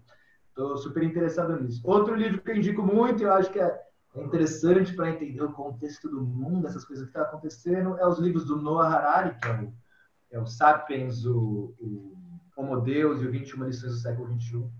Então, líderes mais totalitários, essas coisas que a gente está vivendo, eu gosto muito. Mas, assim, para responder um pouco mais técnico, assim, o livro que mais me ajuda e que eu sou mais repetitivo é o Lean Startup, que é o do Eric Ries, ou o Startup Enxuta, que é o básico, mas é o simples e o que mais se usa, cara. Então, tem a hipótese, valide a sua hipótese, testa e vai aprendendo. Então, acho que resumindo é um pouco isso.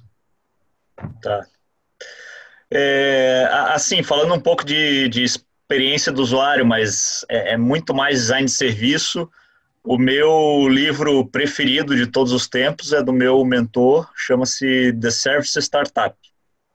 É em português, apesar do título ser em inglês, tem em português também, The Service Startup. Esse livro, para mim, é a referência, assim, explica toda a transição para uma economia de serviço, como isso impacta os negócios e tudo mais. Eu gosto muito de um livro de inovação, que é uma base, assim, para mim, em tudo que eu faço, e lá ele mostra como, tipo, dados, experimentação, observação, essas coisas são importantes. É o DNA do Inovador, mas você nem precisa do livro, tem um artigo na Harvard Business Review que tem, sei lá, um décimo das páginas do livro e já faz o serviço, entendeu? Já entrega o mesmo valor. Assim, o livro só tem mais case, mas o DNA do Inovador, para mim, é um livro de referência. Eu nunca li nenhum, e estou me cobrando por isso, e estou indo atrás, mas é um cara que eu acompanho muito, assim, todo o conteúdo que ele disponibiliza, eu estou atrás, e eu acho que em relação a dados e como entender o mundo hoje, ele é a referência global para mim, tá? Até foi o cara que trouxe o Covid e a quarentena em voga no mundo, é o Taleb, tá? Então, Nassim Nicolás Taleb. Qualquer livro dele é incrível. Eu já fui atrás do conteúdo, apesar de não ter lido assim capa a capa, porque também são livros densos, mas ele fala muito aí de como gerir risco, analisar dados, formas gráficas que a gente não está acostumado, tal. Então esse cara para mim acho que é o maior filósofo dos nossos tempos, esse cara aí. Bacana. E a última recomendação são as principais ferramentas que vocês usam nos projetos de vocês.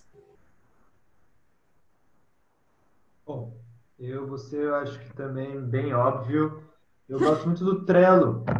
O Trello me ajuda na gestão das minhas atividades, porque uma das coisas que eu tento também implantar como cultura é das pequenas vitórias, né? Então, a gente vem do OKR, que é uma metodologia do Google, mas bom, eu tenho um cachorro. O meu cachorro, ele quando ele faz algo errado, ele toma uma bronca. Quando ele faz algo certo, ele é recompensado com um carinho ou com um petisco. E eu quero fazer isso comigo, porque eu não consigo. A gente é muito mais... A gente se pune mais, né? A gente lembra muito mais facilmente dos dias que a gente fez algo errado, de quando as coisas deram errado, quando a gente brigou com alguém, porque a gente tende a ensinar nosso cérebro. Então, deu algo errado no trabalho. A gente chega, come algo ruim, e liga para alguém, comenta, põe uma música triste, fica pensando nisso. E quando as coisas boas acontecem, meio que faz parte da vida e a gente não nos recompensa. Então, o Trello, que funciona em Kanban, né, é o backlog, to do, doing, done, ele me dá uma sensação de movimento. Então, eu sinto que eu não estou parado no mesmo lugar, eu estou tendo evoluções, e todas as evoluções eu tento trazer isso como uma recompensa, uma quick win, né, que eu falo. Eu gosto de gerir o projeto através do Trello. Então, é muito legal, eu uso isso tanto para coisas pessoais quanto para coisas profissionais, super simples de usar, qualquer YouTube aí você coloca como mexer no Trello, vai ter. Trello com 2 L's. Boa. Cris. Para gerenciamento de projeto, acho que também o Trello e o Gira, acho que são os mais... São os Qual campeões. Trello e o Gira. Tá. São os campeões de audiência aí, acho que nessa matéria aí de gestão, né? Eu particularmente, cara, nesses últimos tempos, eu tenho voltado muito pro craft do design, né? Então eu tô muito com Photoshop, Illustrator, eu editei um monte de vídeo aí esse final de semana passado aí no After Effects e tal. Então assim, o pacote Adobe em si é algo que eu acho que eu nunca vou desinstalar da minha máquina, não há o diabo que desinstale esse negócio da minha máquina. Mesmo eu não usando no dia a dia, que me dá uma saudade muito grande, na verdade, né? Mas eu gosto muito de pôr a mão na massa, né? Então, estou muito feliz nos últimos tempos, assim, que eu estou fazendo muita coisa assim, mão na massa. Então, assim, os prototipadores que a gente usa, ferramentas de prototipação, né? Que a gente usa no dia a dia, então tem o XD, o Sketch, tem muita gente usando o Figma, né? Também agora, né? Que é uma ferramenta que auxilia muito no compartilhamento, né? Então, muitas pessoas editarem o mesmo arquivo. Acho que o XD já evoluiu bastante também para trabalhar nesse nível, né? Trabalhar em nível de equipe. E, bom, é isso. O handoff eu costumo fazer na mão mesmo, documentos feitos por mim mesmo. Eu não confio muito nas ferramentas que tem no mercado. Acho que não tem uma assertividade muito boa. Então, vai no sistema visual que a gente cria internamente mesmo, né? Mas acho que basicamente é isso, cara. Pacote Adobe ou outros prototipadores aí, o Sketch, o Figma. E na área de dados aí, o que tu gosta ou tem visto? Cara, eu tenho que falar que eu sou agnóstico. Porque senão vira briga de Tableau contra Click, contra Power BI. Tem uma ferramenta que eu gosto muito de open source, né? Então, bibliotecas de gráfico em JavaScript, para mim, são melhor, porque daí você customiza do jeito que você quer. Mas acho que as ferramentas... D3, assim, da vida? Tipo D3 da vida, assim, meu, é o ouro, cara. D3 é top demais. Power BI. Mas acho que a galera tá usando muito hoje a Power BI pelo custo, né? Tá barato, né? E ele tem uma funcionalidade boa, assim, né, cara? Então, se você... Acho que depende do propósito. Por exemplo, se eu for usar a ferramenta de BI junto num ambiente web, assim, tipo, embedado dentro de um portal, então talvez usar um Click ou um Looker, que é uma outra ferramenta também que está no mercado aí, seja melhor do que as outras que tem, né? Mas a minha preferida mesmo, fala assim, putz, a melhor para visualização de dados para mim é o Tableau. Pode crer. Ó, pessoal, a minha ferramenta preferida é isso aqui, ó. Papel e caneta. Aqui eu desenho meu to-do, desenho projeto, desenho tudo aqui, entendeu? Minha vida tá desenhada aqui, propósito, objetivo, tudo desenhado no papel e na caneta. É a forma que eu me dei melhor, assim, entendeu? Talvez se eu tivesse um iPad Pro com a caneta, eu desenharia ali, mas eu gosto desse lance mais de desenhar, assim, de fazer um sketch e tal. Então eu uso muito Miro. Miro, para mim, é a ferramenta de colaboração, assim, criatividade disparada melhor do mercado. Em matéria de gestão de projeto, eu prefiro a Asana em relação ao Trello. Eu gosto muito mais do Asana, sou extremamente fã da ferramenta. E na área de dados, eu acho que um Excel com VBA é o suficiente para muita gente, entendeu? Excel só não passa café, cara. Exatamente. Eu já fiz muita coisa muito boa com o Excel e eu tenho visto aí a área de RPA, por exemplo, crescendo muito e gente começando a RPA com VBA mesmo. Tipo, É sistema ali que o cara demorava 10 dias para fazer com Excel, agora em um dia, rodando uma macro, resolveu, entendeu? Acho que essa é a solução. O lance é isso, é você ser leve, entendeu? Tipo, não vai pegar a mega ferramenta que talvez o teu sistema não role, entendeu? Ô, Harold, como escreve? Miro? Miro, M-I-R-O. O Miro é bom, esqueci do Miro, Ótimo. Ótimo. E assim, por que leve, né? Tipo, o meu primeiro trabalho, quando eu era estagiário ainda, eu estava na ArcelorMittal, a maior siderúrgica do mundo, né? E o meu trabalho era fazer dados, né? A gente estava implementando SAP. Então, cara, eles tinham uma quantidade ridícula de dados, eram umas planilhas do Excel de 300 megabytes, eu nunca tinha visto isso na vida antes. E a gente usava SAS. Essa ferramenta para dados eu achava muito top, assim, na época era um negócio, mais de 10 anos atrás, era um negócio inacreditável, assim. Mas de lá para cá eu usei muito pouco, usei muito mais aí Excel e o que você consegue fazer com VBA, eu acho que é bem mais relevante aí, sabe? E em matéria de visualização, o Tableau é o que todo mundo fala, nunca usei, né? Mas Power BI, Tableau, mas eu acredito que D3, se você tem capacidade de programação, eu acho que te leva a um outro patamar, assim, eu já fiz curso de Data Viz e era puro D3, assim, então acho que te dá uma liberdade absurda.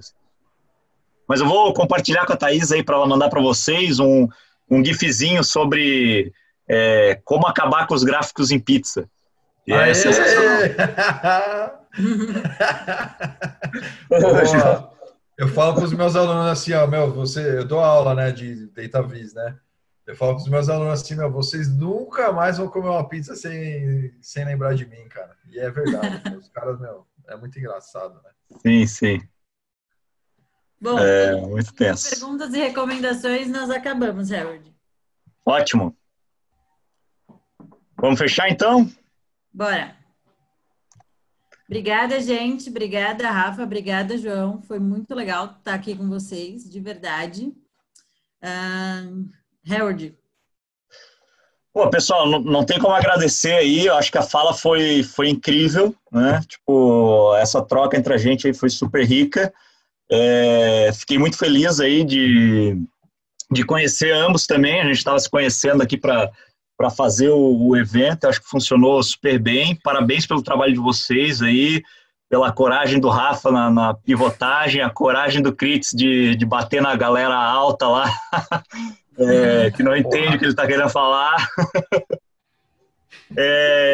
E pessoal, vocês que estão aqui, né, a gente tem falado há alguns dias já, nós estamos lançando, eu junto com a Edevo aí, e essas lives fazem parte disso. A gente está lançando um curso de UX, tá?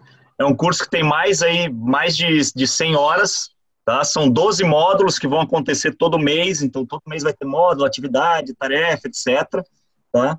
E a gente está anunciando ele durante aqui a live. Quem está participando das lives vão ter um valor especial de pré-inscrição, tá? E aí você pode escolher se você quer fazer módulos específicos de maneira individual, e aí a partir de 5 módulos você ganha um certificado como profissional de UX, disponibilizado pela gente, uma plataforma na blockchain que você compartilha no LinkedIn e tudo mais, nunca mais vai perder esse certificado e tal. É totalmente online, né? E vai ser super legal. Eu já dei aí aula para mais de 500 alunos, tá? No mundo inteiro. Então, eu tenho certeza, tipo, a gente pegou aí o que há de melhor no mercado falando de UX. Então, amanhã a gente vai disponibilizar um link para vocês fazerem a pré-inscrição e aproveitarem esse desconto que a gente está trazendo para vocês que participaram aqui da semana, tá? E aí, o curso deve começar na segunda quinzena de maio, tá bom? Então, quem tiver interessado aí, já manda um oi aí para a Thaís, para não perder. E amanhã esteja aqui na live, compartilhe com seus colegas para eles aproveitarem o desconto também. E com certeza eu conto com a colaboração do pessoal que esteve aqui hoje, o Cris e o Rafa, para a gente fazer esse curso ser excepcional. Esse é aluno. Legal, pessoal. Obrigado por hoje, obrigado pela participação de todo mundo e até amanhã. Valeu, galera. Até. Obrigado. Valeu. Prazer conhecer vocês. Tchau, tchau. Boa noite aí. Valeu.